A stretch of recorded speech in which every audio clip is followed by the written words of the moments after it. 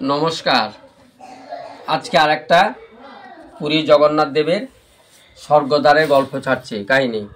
এই স্বর্গদ্বারটা কিভাবে হয়েছিল, কি স্বর্গদ্বারের মহিমা কি, স্বর্গদ্বার কিভাবে হলো, ওখানে কে ওখানে স্বর্গদ্বারটাকে করেছিলেন, সেই ইতিহাসটা আপনাদের কাছে বলবো। কদিন আগে পুরী গেছিলাম, স্বর্গদ্বারটা দর্শন করলাম, দেখলাম, আর সেই স্বর্গদ্বার নিয়ে একটা গল্প, মানে স্বর্গদ্বার কিভাবে হয়েছিল সেটা একটা আপনাদের বলছি। हरे कृष्ण कृष्ण कृष्ण हरे हरे, हरे राम राम राम हरे हरे। जय गुरु, राधे राधे, जय जगन्नाथ। पुरीते पुरीर पाशे समुद्रेर धारे ओई जायगाटार नाम होच्छे स्वर्गद्वार। ओखाने साराक्षण माने मृतदेह ओइखाने दाह करा हय। बहु दूर दूर थेके दूरान्त थेके, शुधु उड़ीसा नय, आमादेर बेंगल थेकेओ प्रचुर मानुष ओखाने मारा जाबार परे ओखाने दाह करते निये जाওয়া হয়। अनेके मारा जाबार आगे मने माने बाड़ीर लोकेदेर आत्मीय स्वजनदेर छेले भाईपो टाइपो जत आत्मीय स्वजन मेये जामाई बाड़ीर सबाइके गिये बोले जे आमाके आमी मारा जाबार परे आमाके स्वर्गद्वारेई दाह करबि। এইভাবে মনের মানুষের মনের ইচ্ছা থাকে, কারণ ওই যে ধারণা যে আমি ওখানে যদি আমাকে দাহ করা হয় আমার সমস্ত পাপ খণ্ডন হয়ে আমি স্বর্গে চলে যাব, এই আশা করে সবাই করে। আমি সেদিন দেখলাম যে চারিদিক দিয়ে মৃতদেহ সব আসছে, ভোরবেলায়, সকালবেলা, সন্ধ্যাবেলায়, যখন খুশি দেখবেন স্বর্গদ্বারে আসছে। এই স্বর্গদ্বার এমন একটা জায়গা, সেখানে গেলে সমস্ত পাপই খণ্ডন হয়ে যায়। সেখানে পা দিলেই শরীর থেকে বহু পাপ চলে যায়। ওখানে মানে মনটা একদম অন্যরকম হয়ে যায় স্বর্গদ্বার দেখলে, যে কিভাবে মানুষ সব চলে যাচ্ছে। এই স্বর্গদ্বার কিভাবে হলো, মানে প্রথমে যখন পুরীর মন্দির তৈরি হয়েছিল, রাজা ইন্দ্রদ্যনু মন্দিরটা তৈরি করেছিলেন। এবার রাজা ইন্দ্রদ্যনু যখন মন্দির তৈরি করলেন, মন্দির তৈরি করার পরে ওইখানে মন্দিরটা যে প্রতিষ্ঠা করবেন, ব্রহ্মাকে আনার জন্য উনি তপস্যায় চলে গেলেন।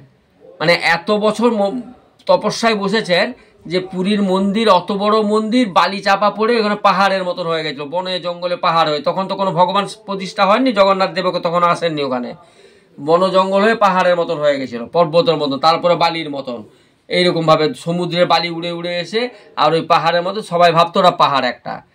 তা রাজা ইন্দ্রদ্যুম্ন বহু বছর চলে গেছে তপস্যা করতে। এইবার ওখানকার রাজা তখন হয়েছেন গালমাধব বলে একজন, সে তখন রাজা।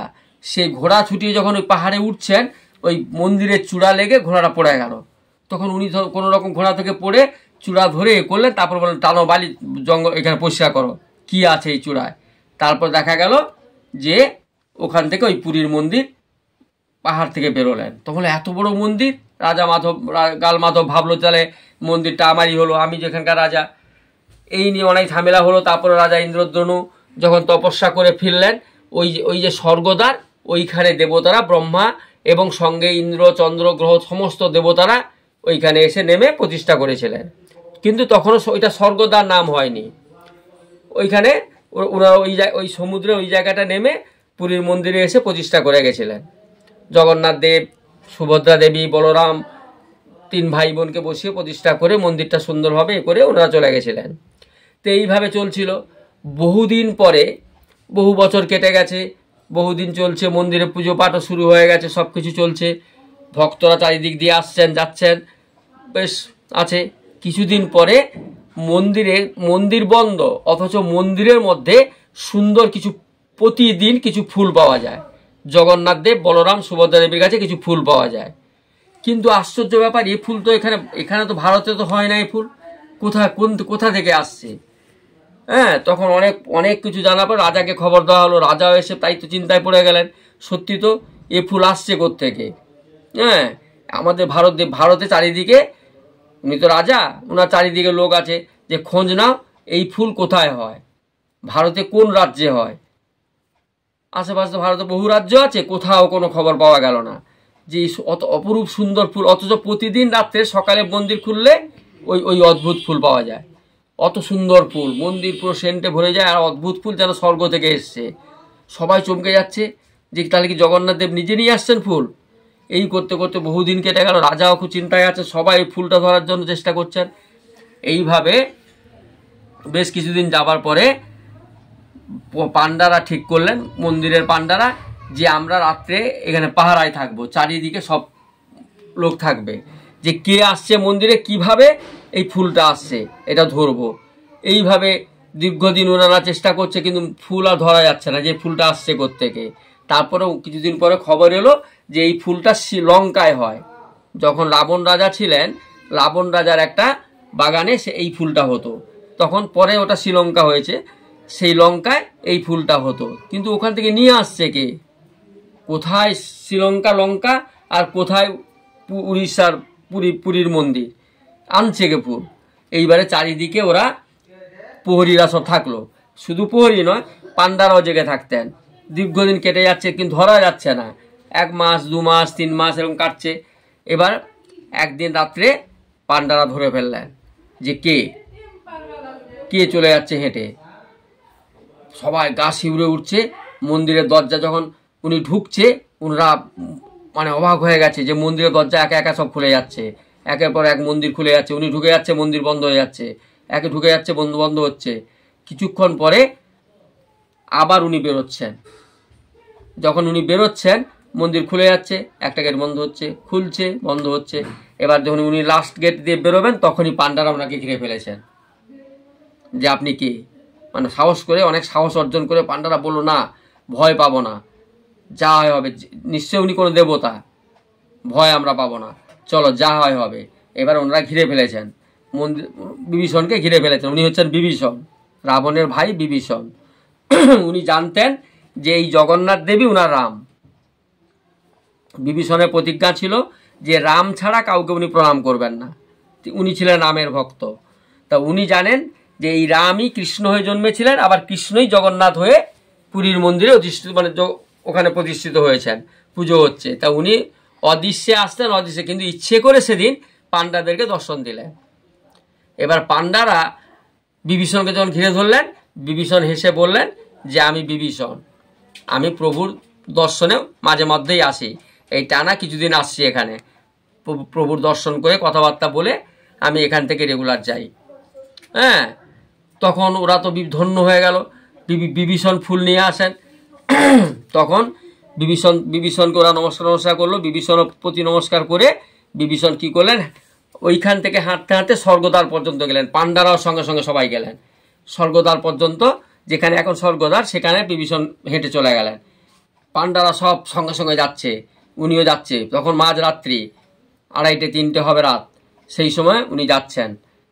এবার ওখানে উনি কথাবার্তা বলে ওইখান থেকে শূন্যে উনি উড়ে গেলেন স্বর্গের দিকে। একদম স্বর্গদ্বারে কথা বলার পরে ওদেরকে, পান্ডাদের বললেন তাহলে আমি আসি, নমস্কার বলে উড়ে গেলেন আকাশের দিকে। ওনারা তাকিয়ে রয়েছে যতদূর দেখা যায়। আস্তে আস্তে উনি মিলিয়ে গেলেন। এই কথা রাজার কাছে খবর গেল। রাজা বললেন, সে কি এরকম ঘটনা, তোমরা রাত্রে আমায় কেউ খবর দিতে পারে না? তখন ওরা বললো যে না, আমরা তো মহারাজ, আমরা কি করে খবর দেবো, উনি যে থাকবেন সেরকম তো কোনো কথা হয়নি। উনি আমাদের সঙ্গে কথা বলতে বলতে এগোতে থাকলেন। আর সমুদ্রের ওই জায়গাটা এসে, কোন জায়গাটা, সেখানে ওরা একটা চিহ্ন দিয়ে গেছিল যে এই জায়গা থেকে উনি স্বর্গে উঠে গেছিলেন। হ্যাঁ, তখন রাজা তো চমকে গেলেন, বললেন সে কি? রাজা ওখানে দেখলেন, ওই জায়গাটাকে স্পর্শ করলেন, নমস্কার করলেন, আবার জগন্নাথ দেবের দর্শন করলেন।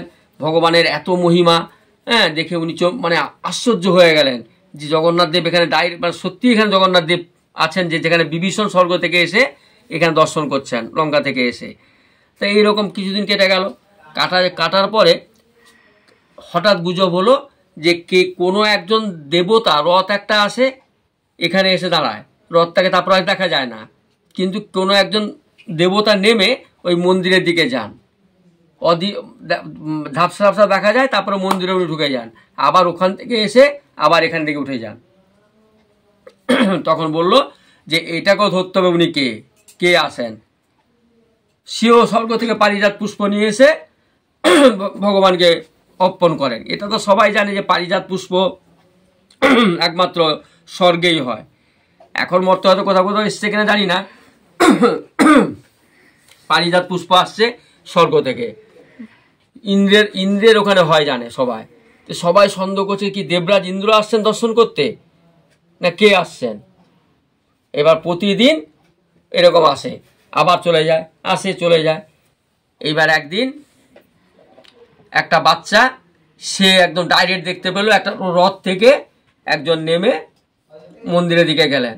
ওই বাচ্চাটাও সঙ্গে সঙ্গে এসছে পেছন পেছন, দেখেছে মন্দিরে ঢুকেছেন, আবার মন্দির থেকে বেরিয়ে গেছেন। তখন আবার রাজা আদেশ দিলেন যে সবাই মিলে পাহারায় বসো, এবারও ধরতে হবে উনি কে আসেন রাত্রে, স্বর্গে থেকে নামেন, স্বর্গ থেকে যান। তখন যখন ইন্দ্রদেব যদিও কারোর সঙ্গে কথা বলেননি, একদিন ওই বাচ্চা এবং সঙ্গে আরও 5-7 জন পান্ডা জেগে ওই জায়গায় এবং মন্দিরে সবাই বসেছিলেন। এবার দেখলেন ওইখান থেকে এসে উনি ওই স্বর্গের দিকে আবার উঠে গেলেন। তো সেদিন দেখলো দ্বিতীয় দিন ওরা একদম খুব ভক্তি যত্ন করে ওইটা দেখার সাথে সাথে জোরে জোরে বলতে থাকলেন, হে ভগবান আপনি কে, আমাদের একটু দর্শন দিন, আপনি বলুন আপনি কে, আমাদের দেখা দিন, আপনি বলুন আপনি কে। তখন ইন্দ্রদেব বললেন, আমি ইন্দ্রদেব, আমি স্বর্গ থেকে প্রভুর দর্শনে আসি। বলে তাহলে এইখানে আপনারা নামেন কেন, এইখানে নামেন, এইখান থেকে ওঠেন, মন্দিরের কাছাকাছি তো নামতে পারতেন, উঠতে পারতেন। বলছে না, এইটাই স্বর্গদ্বার, এখানেই ভগবান ব্রহ্মা এসে মন্দির প্রতিষ্ঠা করেছিলেন। তোমরা তো এর আগেও বিভীষণের দর্শন পেয়েছিলে, বিভীষণও এখান থেকে উঠেছিলেন, আমিও এখানে নামি, এখান থেকে যাই, এটাই স্বর্গদ্বার। তা ওই স্বর্গদ্বারে সেই জন্য একটা শ্মশান প্রতিষ্ঠা করা হলো, যে এই স্বর্গদ্বারে যদি কাউকে দাহ করা হয় তাহলে সেও স্বর্গে ডাইরেক্ট চলে যাবে। এরকম একটা ভগবানের আশীর্বাদ দেওয়া ছিল। সেই জন্য জগন্নাথ মন্দিরের ওখানে ওই স্বর্গদ্বার সৃষ্টি হয়েছে। সেদিন আমরা গেছিলাম স্বর্গদ্বারে, দেখলাম একের পর এক মৃতদেহ আসতে থাকছে আর দাহ হচ্ছে। তখন আমি ভাবছিলাম যে এইখানে ভগবান নেমেছিলেন, দেবতারা সব নেমেছিলেন জগন্নাথ দেবের দর্শন করতে। তা পুরীতে জগন্নাথ দেব খুবই জাগ্রত, আপনারা পুরী গেলে একবার জগন্নাথ দেবের ওই স্বর্গধামটা ঘুরে আসবেন। মানে যদিও বলবেন যে দেখার কি আছে, দেখার থেকে পুণ্যটা হবে, পুণ্য অর্জন হবে। মানুষের দাহ হচ্ছে সেটা বলবো এটা দেখে হবে কি, ওটা দেখেই হবে যে আমাদের সমস্ত পাপ খণ্ডন হয়ে যাবে, বহু পুণ্য হবে। যেখানে দেবতারা নেমেছিলেন আবার ওখান থেকে ওঠেন, ওখানে নামেন, তাহলে সেই জন্য ওটাকে নাম দিয়েছে স্বর্গদ্বার, সমুদ্রের ধারে। নমস্কার, এইখানে শেষ করলাম। গল্পটা শুনবেন, সাবস্ক্রাইব, লাইক করবেন, খুব ভালো লাগবে এবং খুব পুণ্য হবে। এটা শুনলেও পুণ্য হবে। যারা পুরী গেছেন তারা তো দেখেছেন, যারা যাননি বা যাবেন অতি অবশ্যই সামান্য, পুরী থেকে বেশি দূর নয়, একটুখানি হেঁটে গেলেই হবে। আমি 2 দিন হেঁটে গেছি, হেঁটে এসেছি পুরী থেকে স্বর্গদ্বার, আবার গেছি এসছি, এরকম কোনো অসুবিধা নেই। নমস্কার, গল্পটা শুনবেন, সাবস্ক্রাইব, লাইক করবেন, শেয়ার করবেন, আত্মীয় স্বজন যারা আছে তাদেরকে ভালোবাসেন করবেন, সবারই ভালো হবে, মঙ্গল হবে। নমস্কার, জয়।